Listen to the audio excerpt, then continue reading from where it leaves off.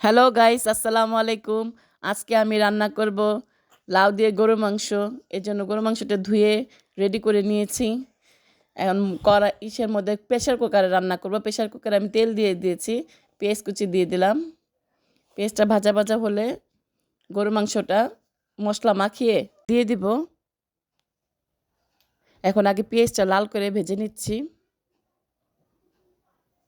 Pressure কুকারে রান্না করলে গরু মাংসটা একটু তাড়াতাড়ি হয়ে যায়, এর জন্য প্রেশার কুকারে দিয়েছি। গরু মাংসটার মধ্যে এখন আমি মশলা দিয়ে দেব।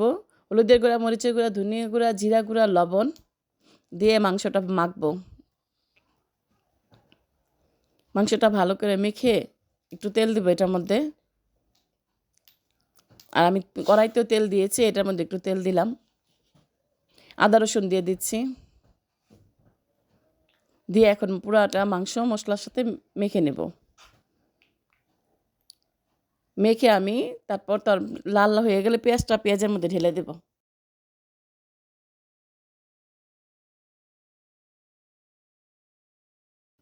এখন ঢেলে দিলাম।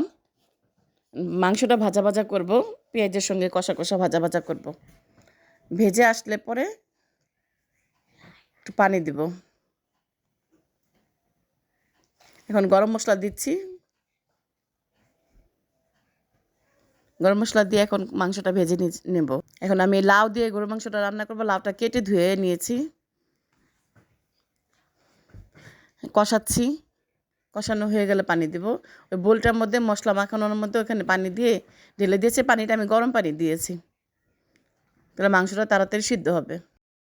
প্রেশার কুকারে ঢাকনা লাগিয়ে দিয়েছিলাম, এখন খুলে নিয়েছি। খুলে নাড়াচাড়া করে তরকারিটা দেখে নিচ্ছে কতটুকু হয়েছে। মাংসটা একটু গলে যাওয়া পর্যন্ত অপেক্ষা করব। 3-4 সিটি দেব। তারপর আমি টমেটো কেটে দিয়ে দিচ্ছি। টমেটো দিয়ে আবার নাড়াচাড়া করে ঢেকে দেব। ঢেকে আরও 3-4টা সিটি দেব। 3-4টা সিটি পরে আমি আবার খুলে নিলাম। তো মাংসটা গলেছে নাকি দেখে নিচ্ছি। মাংসটা চেক করব। মাংসটা এখন একটু গলে গিয়েছে, এখন আমি লাউটা ঢেলে দিচ্ছি। আপনারা কখনও কি লাউ দিয়ে মাংস খেয়েছেন কিনা জানি না, কিন্তু এভাবে রান্না করে খেয়ে দেখবেন, খাবারটা অনেক ভালো হয় এবং মজা লাগে খেতে। আমার প্রেশার কুকারে লাউ দিয়ে ভরে গিয়েছে, এখন সিটি মারলে কমে যাবে। এখন আমি অপেক্ষা করব। ঢাকনা লাগিয়ে অপেক্ষা করলাম। তারপরে যে দেখেন কতটা কমে গিয়েছে। কাঁচামরিচ দিয়ে দিচ্ছি। আর একটু হলে আমার মাংসটা রেডি।